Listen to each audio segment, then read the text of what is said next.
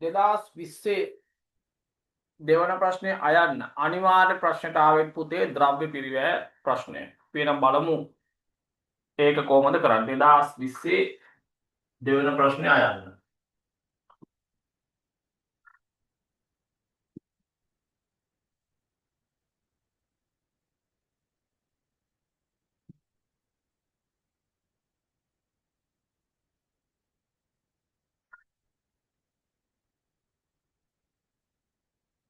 සීමිත සුරංග පොදු සමාගම විසින් අලෙවි කරන DMI නම් තොග අයිතමයේ 2020 ජනවාරි මාසයට අදාළ තොරතුරු පහත දී ඇත.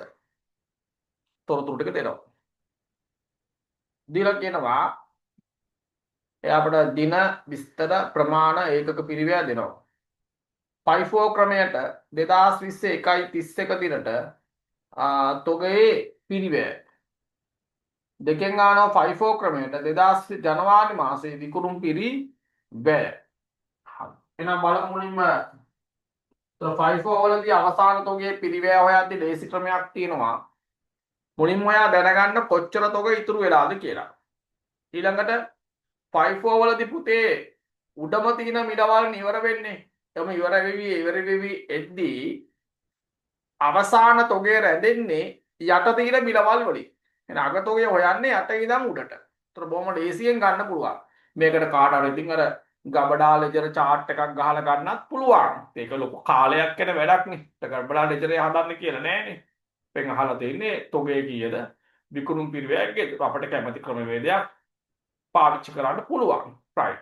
බලමු අපි එන අංක 1. දැන් මුලින්ම අපි හොයාගමු අංක 1 ඉතිරි තොග ඒකක ප්‍රමාණය මුලින් හොයාගමු.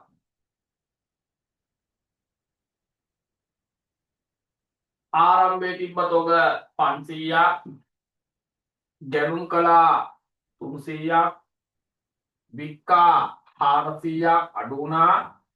නැවත ගැනුම් කළා 300ක් එකතු වුණා. නැවත වික්ක 300ක් අඩු වුණා.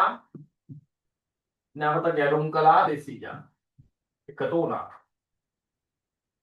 තර 500යි 300 800න් 400ක් ගියා 400යි 400යි 300 700යි 700යි 300ක් ගියා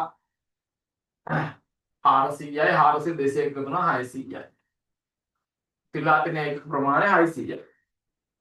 එහෙනම් දැන් බලමු අවසාන තොගය. අවසාන තොග වටිනාකම බලන්න අපේ ගානේ අන්තිමේට අපි ගැනුම් කරමු මිල කීයක් තියෙන්නේ 26යි 26 ගානේ 200ක් තියෙනවා අපිට 26 වැඩි කිරීම 200 මොකද අවසාන තොගේ 600 නේ එහෙනම් තාම මේ 200ට ඇවිල්ලා නැහැ දෙවරක් 6 12යි දෙවරක් 2 4යි 1යි 5යි ඊළඟට ගැනුම් කරමු මිල රුපියල් 25යි 25 ගාන දිනෝ 300ක් එනවා 300ම ගන්නවා මොකද අපි 600ක් හදාගන්න ඉපේ 7500යි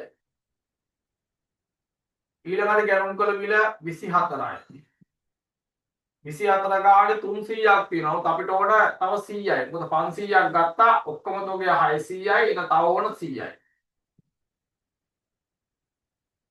2400යි එන එකතු කරන්නේ පාය දෙක අතර 11යි.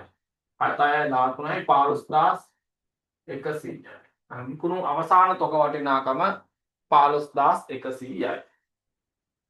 ඊළඟ අංක දෙකෙන් අහන්නේ විකුණුම් පිරිවැය. FIFO වලට අනුව.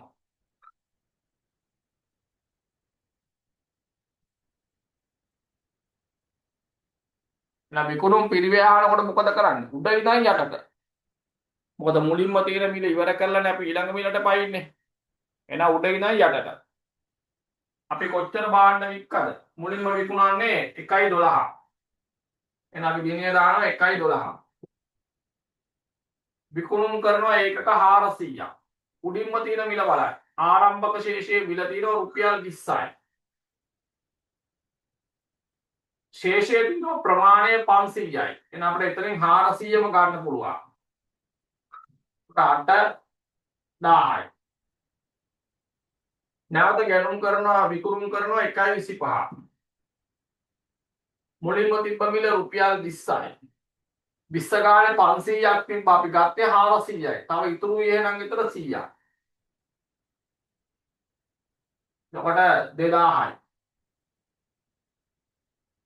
ඊළඟට අපි ගැනුම් කළා මිල රුපියල් 24යි. 24 ගානේ තියෙනවා 300ක්. 300ක් ඕනේ නැහැ. මට තව ඕන 200යි. මොකද අපි වික්කේ 300නේ. එහෙනම් 4800යි. අද ඇයිටික එකතු කරා. 8යි 2යි 10යි 14800යි. එහෙනම් විකුණුම් පිරිවැය 14800යි. ඊළඟ අංක 3න් අහනවා බරිත සාමාන්‍ය ක්‍රමයට විකුණුම් පිරිවැය කීයද කියලා. බරිත සාමාන්‍ය ක්‍රමයට විකුණුම් පිරිවැය කීයද කියලා තමයි අපෙන් අහන්නේ.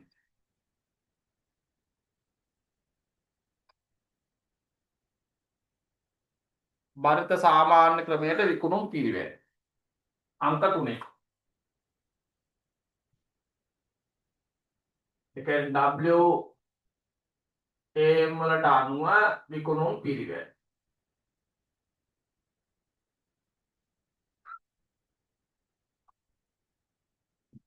අපි ඒගොල්ලෝ විකුණුම් කරනවා එකක් 1.12. ඒකක 400යි. අපි දැන් මිල හොයා ගන්නවා. නැවත විකුණුම් කරනවා 1.25. 300ක්. අපි එතනම මිල හොයා ගන්න ඕන. දැන් අපි බලමු WAM වලට අනුව මිල හොයන විදිය. 1යි පළවෙනි පෙරහැරකින් හොයනවා. 1.12 WAM මිල. WAM වලට අනුව මිල හැදෙන්නේ කොහොමද? එදාට තිබෙන සමස්ත තොග වටිනාකම බෙදනවා එදාට තිබෙන ඒකක ගණනින්. එන 1.12 වෙනකොට අපේ ළඟ තිබ්බ තොග ආරම්භයේ තිබ්බා ප්‍රමාණය 500ක් රුපියල් 20 ගානේ.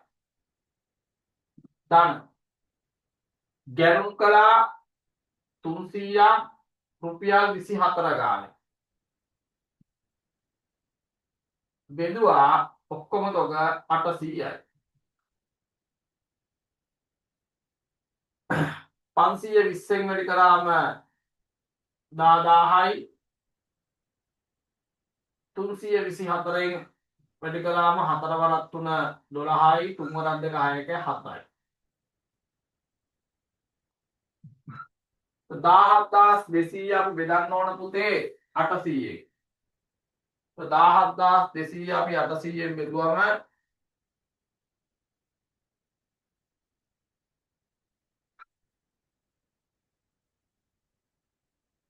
අපිට එනවා 21.750.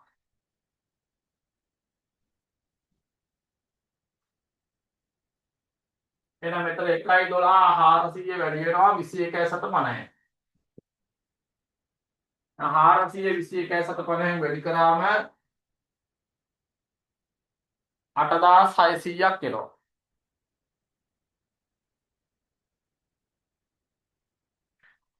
දැන් ඊළඟට බලන්න ඕන අපි දෙවෙනි පෙරහැරේ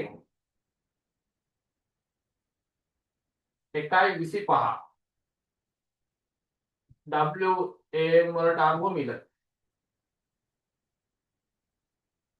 අපේ ළඟ අන්තිමේට අපි නිකුත් කරේ මිල රුපියල් 21.5යි. 800ක් තිබ්බට අපි නිකුත් කරේ 400යි. එතන තව ඉතුරුයි කීයද? 400ක් ඉතුරුයි. ධන 1.15 ගැනුම් කරා 300ක්. රුපියල් 25 ගාන. 400යි 300යි 700යි. 21.5 400න් වැඩි කරාම 8600යි. ඒකට එකතු වෙනවා 325න් වැඩි කරාම 7000. 500යි එකතු කරලා 700ෙන් බෙදනවා.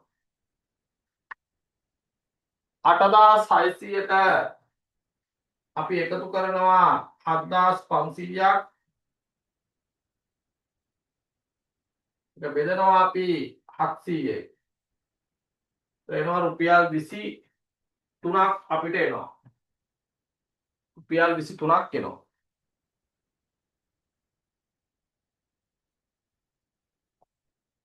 දැන් මෙතන 300 වැඩි කරනවා රුපියල් 23න්. 300 වැඩි කරනවා 23න් 6900යි. එකතු කරාම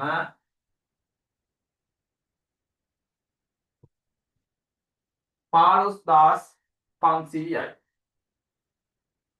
එහෙනම් WAN වලට අනුව විකුණුම් පිරිවැය 15500යි. හරිද? ඉතින් බොහොම ලේසි ගානක් මේ ක්‍රමවේද පොඩ්ඩක් දැනගෙන ඉන්න ඕන. හරිද? විකුණුම් පිරිවැය තොග මේවට ගබඩා ලෙජර් හදාගෙන ඔයා කරන්න ගියොත් ඔයාට ලොකු කාලයක් මේකට වැය වෙනවා. නිසා කිටි ක්‍රමය ෂෝට් කට් එක දැනගෙන ඉන්න ඕන. හොයන විදිය පිළිබඳව එතනින් 2020 ද්‍රව්‍ය පිරිවැය ගාන අවසන් ලකුණු 12ක ගානක්.